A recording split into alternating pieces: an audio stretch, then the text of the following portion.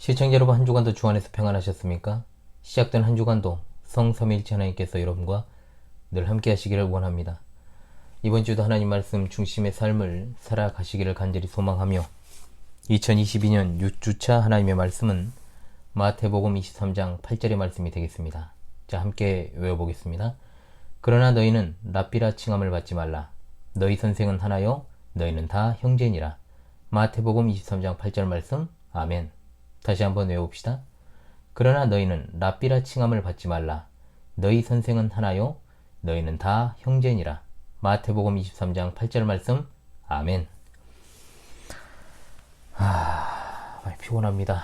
예, 지금 신앙 수련회를 마치고 또 부랴부랴 이번 주 하나님 말씀 해설을 작성해서 또 이렇게 이제 글을 쓴 다음에 또 녹화를 진행하게 되었습니다. 또 월요일에 여러분들을 좀 찾아뵈야 되니까 이렇게 했습니다. 참 분주한 일상을 살아가고 있지만은 이 목회라는 것이 그렇습니다. 뭐 쉬운 것이 목회면은 그것이 어떻게 목회라고 할 수 있겠습니까? 절대로 그렇지 않을 것입니다.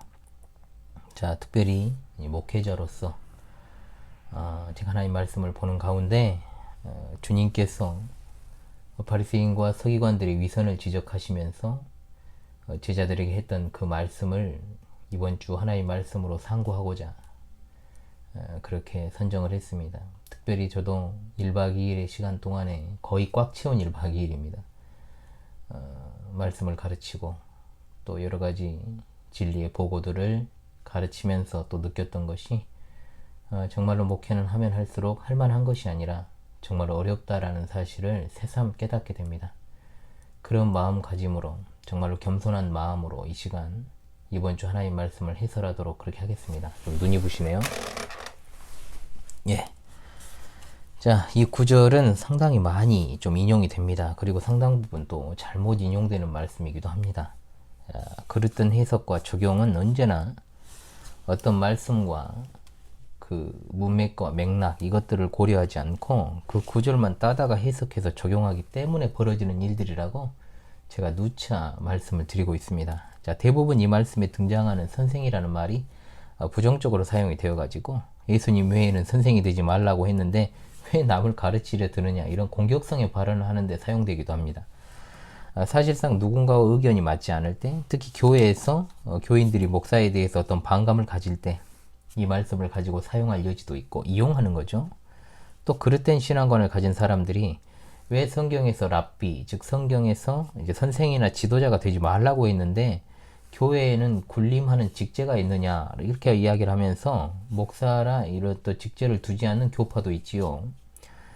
우스운 것은 교회의 직제를 인정하지 않는 자들도 저마다 자신들의 집단 안에는 분명 리더를 두고 있다는 겁니다. 스스로의 모순에 빠진 것이죠. 이 중 어떤 측면이라고 할지라도 분명 그릇된 해석과 적용인 것은 분명 사실입니다. 그러나 그런 그릇된 해석이 나오도록 현실이 부추긴 측면도 있다. 자, 왜냐하면 예수님께서 이 말씀을 하실 때 분명히 그 당시의 유대 종교 지도자들을 대상으로 하신 말씀이기 때문에 분명 이 시대로 적용을 하면서 교회의 지도자, 특히 목사를 비롯한 중직자들을 대상으로 적용할 수 있는 말씀으로 해석할 여지가 많기 때문에 그렇습니다. 그렇기 때문에 현실에서 교회의 지도자라고 일컬어지는 사람들의 행태가 덕스럽지 못한 측면들이 많이 있고 또 직분을 하나의 감투로 여기는 풍조가 만연해 있는 어떤 교계 상황 속에서 분명히 이 말씀이 오용되고 또 이 말씀에 저촉되는 사람들이 많다는 것도 현실에서 부정할 수 없는 사실이기도 합니다. 오늘 이 말씀은 정말로 이 시대 교회의 목사와 장로들이 뼈아프게 새겨들어야 될 말씀이라고 여겨집니다. 자, 그런 측면에서 이 말씀과 이 맥락, 문맥을 살피면서 이번 주 하나님의 말씀을 해설하고 좀 적용하는 시간을 다각도로 좀 가져보려고 하고 있습니다. 일단 마태복음 23장은 여러분 어떤 내용일까요? 예수님께서 바리새인들의 위선에 대해서 책망하시는 부분입니다. 그 가운데서 이번 주 하나님의 말씀인 8절이 포함되어 있는 부분이 바로 1절로 12절의 내용인데, 자, 이 부분은 서기관과 바리새인들의 외식주의를 비판하시는 내용입니다. 자, 세 가지를 지적하시고 있죠. 첫째가 무엇입니까? 그들은 말만 하고 스스로 실천하지 않는다.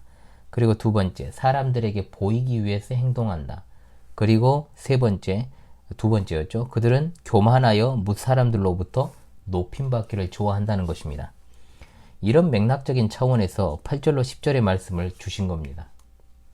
즉 8절 한 구절만 떼어놓고 보면 안 되고 적어도 23장 전체 또는 23장 1절로 12절의 말씀을 놓고 이 말씀을 현실에서 적용을 해야 된다는 것이죠. 일단 8절은 이어지는 9절과 10절로 이어지고 있습니다. 세 종류의 사람이 등장합니다. 먼저는 랍비, 그 다음에 아버지, 지도자. 그런데 이 세 가지 용어는 같은 대상에 대한 다른 표현일 뿐입니다. 칭호만 다른 것이지 같은 대상입니다. 일단 랍비라는 단어, 이 말은 우리가 많이 사용합니다만, 성경에 많이 등장을 합니다만 히브리어입니다. 나의 주, 나의 선생입니다. 랍비는 지식이 높거나 교양과 덕목을 갖춘 사람들에게 표현하는 인사법이죠. 아버지도 마찬가지입니다. 뒤에 이어지는 지도자도 그렇습니다. 앞서가는 자, 안내자의 복수형.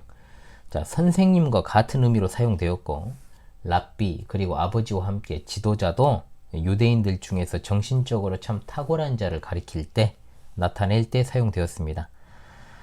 즉, 이 랍비라든지 아버지라든지 지도자라는 호칭이 예수님 당시에 그야말로 사회 통념상 명예롭게 일컬어지는 호칭이었다는 겁니다. 그런데 예수님께서 왜 이러한 호칭으로 불려지기를 금하셨을까요? 교회 내에 있는 어떤 호칭이나 직제 자체를 부정한 게 아니고 사람들에게 존경받기를 구하는 교만한 마음을 경계하기 위함이었다 이겁니다. 당시 바리새인들을 비롯한 종교 지도자들은 이런 호칭으로 스스로를 높이고 또 존경을 받으려고 했습니다. 그러나 궁극적으로 우리들의 선생님과 그리고 영적 아버지와 지도자는 하나님 그리고 예수 그리스도 뿐이십니다. 자, 이 사실을 믿으시죠? 물론 바울 사도는 고린도전서 4장 15절에서 이렇게 말하지요. 그리스도 안에서 1만 스승이 있으되 아버지는 많지 아니하니 그리스도 예수 안에서 내가 복음으로써 너희를 낳았음이니라. 자, 바울 사도는 스스로를 가리켜서 영적인 아버지라고 말하고 있습니다. 영적인 표현을 이렇게 할 수 있는 것도 사실이긴 하지만 여러분 한번 생각해 보십시오. 오늘날 자기가 영적인 엄마다, 영적인 아버지다 이런 말을 하는 자들의 대부분은 누가 합니까? 정상적인 목사는 이런 말을 잘 하지 않습니다. 이단이나 사이비들이 주로 사용하는 표현입니다. 오늘날 그 누구도 바울 선생님과 비교될 수 있는 사람은 별로 없습니다. 그리고 바울 사도가 그 말을 했을 때 그 호칭으로 불리기 원해서 그 말을 한 것이 아닙니다. 자, 그만큼 양들을 목양하는 그 목자의 심정을 부모로서 자녀를 낳은 것과 같이 그리스도 예수 안에서 복음으로써 너희를 낳았다라고 표현한 것이죠. 그만큼 사랑을 낳아서 말한 것입니다. 그런데 인간들은 예나 지금이나 어떻게 해서든 어떤 호칭을 불려지는 것을 즐겨합니다. 이것은 교회 안팎으로 참으로 극심한 현상과 모습을 보여주고 있죠. 자, 현실적으로 이제 교회 안으로 들어와서 한번 생각을 해보십시다.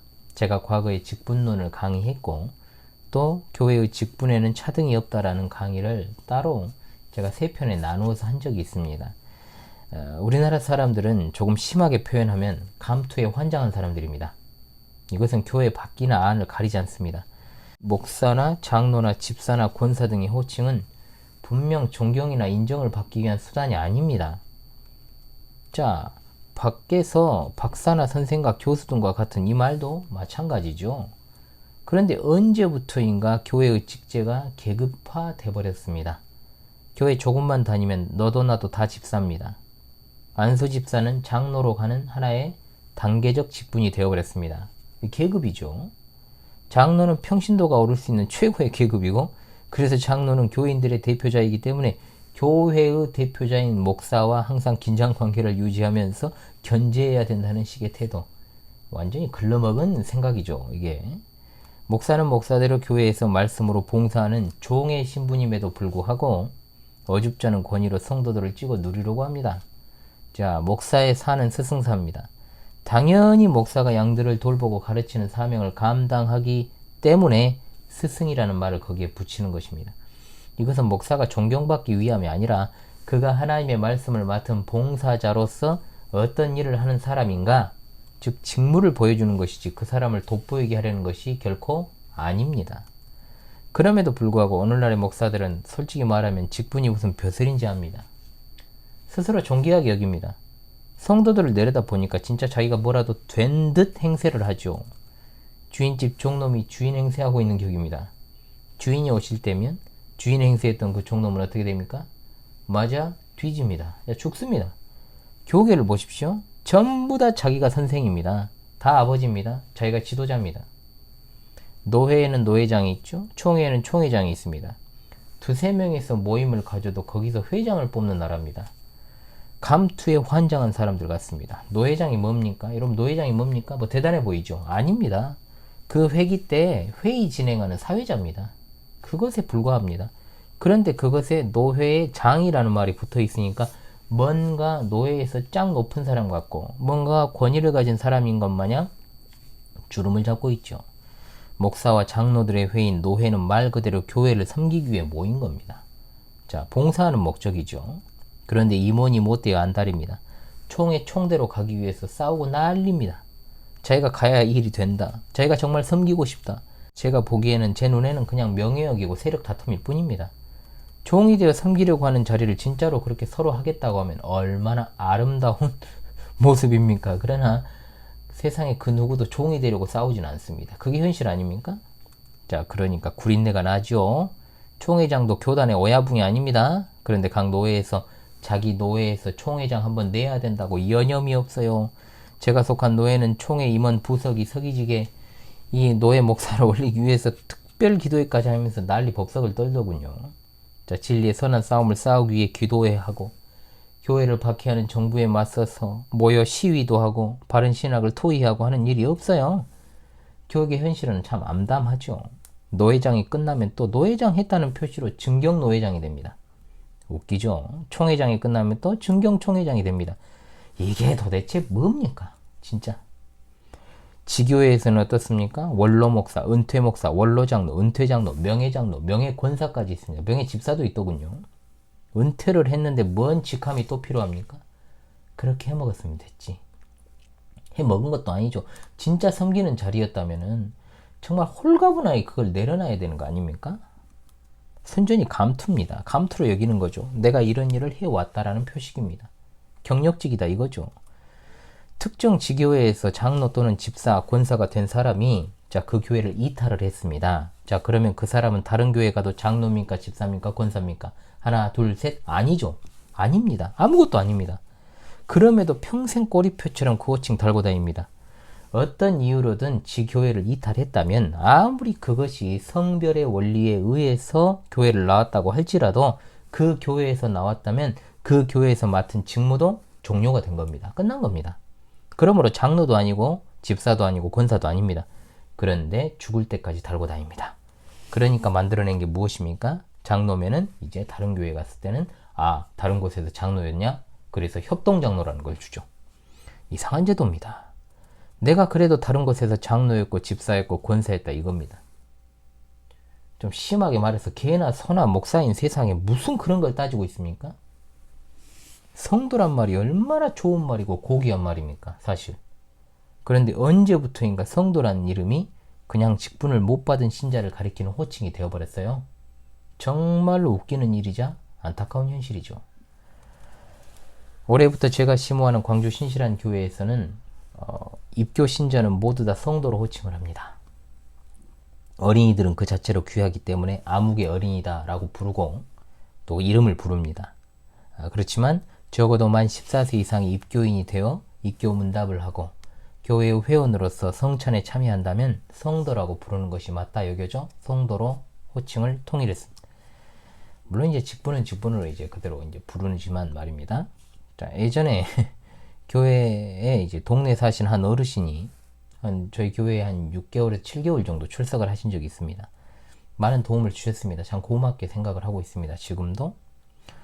이분이 다른 교회에서 신앙생활을 한 것으로 알고 있지만 그래도 성찬에 참여시키기 위해서는 이분이 실제로 그곳에서 세례를 받고 신앙생활을 했는지의 여부를 알기 위해 제가 개인적으로 불러서 이야기를 나누었습니다.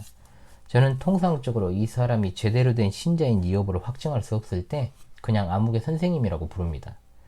그래서 그분한테도 아무개 선생님이라고 불렀더니 발끈하는 겁니다. 발끈해. 나 신앙생활 어느 정도 한 사람이다. 그래서 선생님은 아니다. 알았다. 성도님이라고 불렀죠. 보통은 집사였냐 이렇게 물어볼 텐데 전 그런 거 안 물어봤습니다. 왜냐? 직분을 물어봤다고 할지라도 거기서 직분을 받았다고 할지라도 그 교회에서 나와 있기 때문에 그 직분은 유효하지 않기 때문에 성도님이라고 불렀습니다. 자, 이렇게 대한민국은 호칭에 민감한 세상입니다. 자, 사회죠. 다 나름대로 자기 잘난 맛에 사는 사람들만 모여 삽니다. 자, 선생이라는 호칭은 대한민국에서 참 폭넓게 사용이 되고 있습니다. 물론 그래서 이제 대표적으로 두 가지 정도의 측면을 본다면 보통은 어른들을 가리키는 말로 인생의 선배들에게 선생님이라고 합니다. 자, 또 하나는 진짜 자기를 가르치는 스승을 존경하는 마음으로 선생님이라고 부르죠.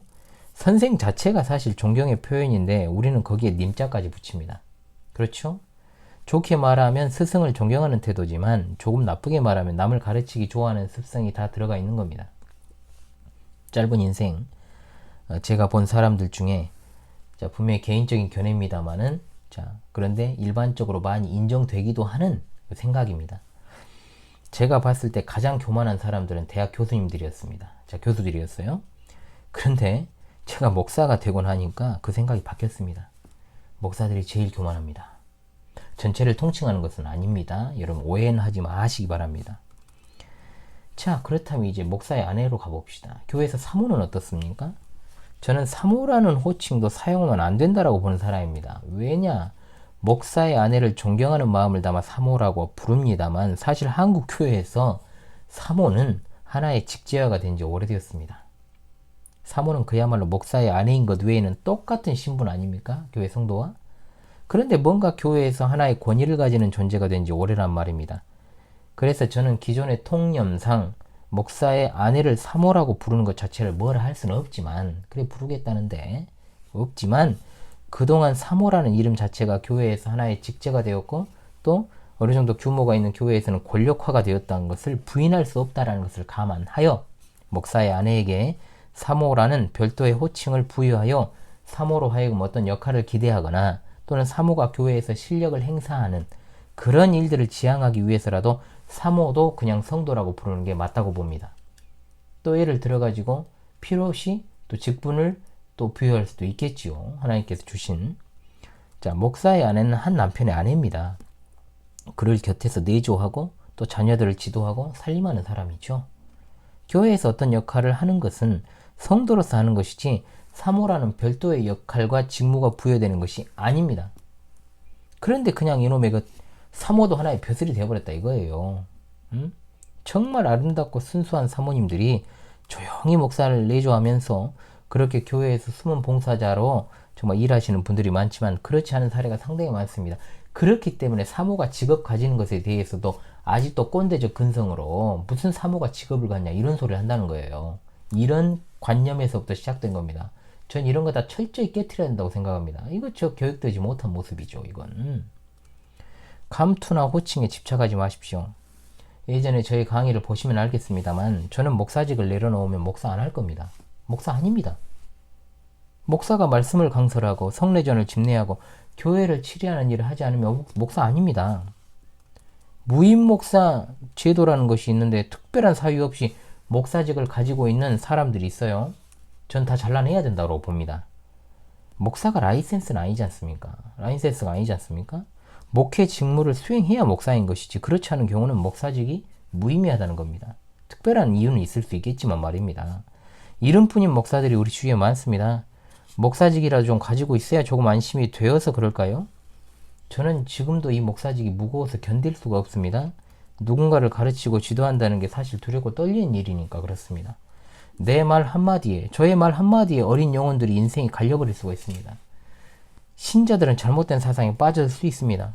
그러므로 소위 스승의 위치에서 누군가를 가르치고 지도하는 위치에 있는 사람들, 특히 목사를 비롯한 교회 안팎의 사람들은 언제나 우리 모두가 똑같이 하늘에 계신 한 분 하나님께로부터 났다는 것, 그리고 똑같은 선생이신 그리스도에게 인도함을 받고 있다는 사실을 잊지 말고 겸손의 자세를 취해야 될 것입니다.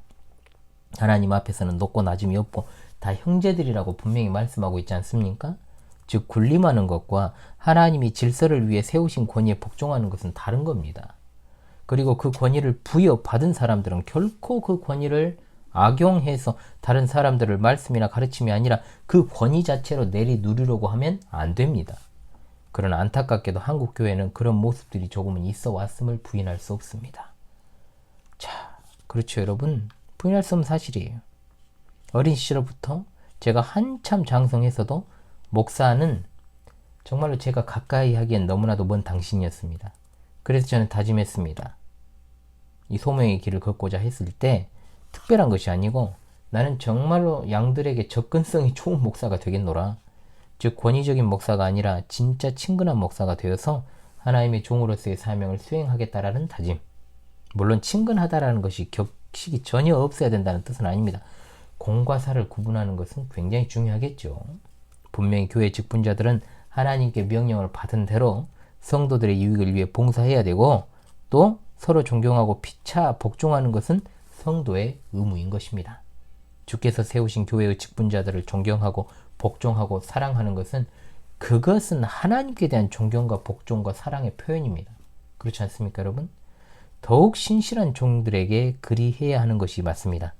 히브리서 13장 17절에 너희를 인도하는 자들에게 순종하고 복종하라고 말씀하지 않습니까? 결코 이것은 그 권위나 위기에 의한 순종이나 복종이 아닌 자발적인 것입니다.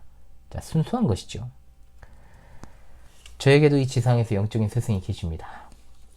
이분을 저도 존경하고 사랑하고 이분의 가르침을 겸손히 받습니다. 왜 그렇게 할까요?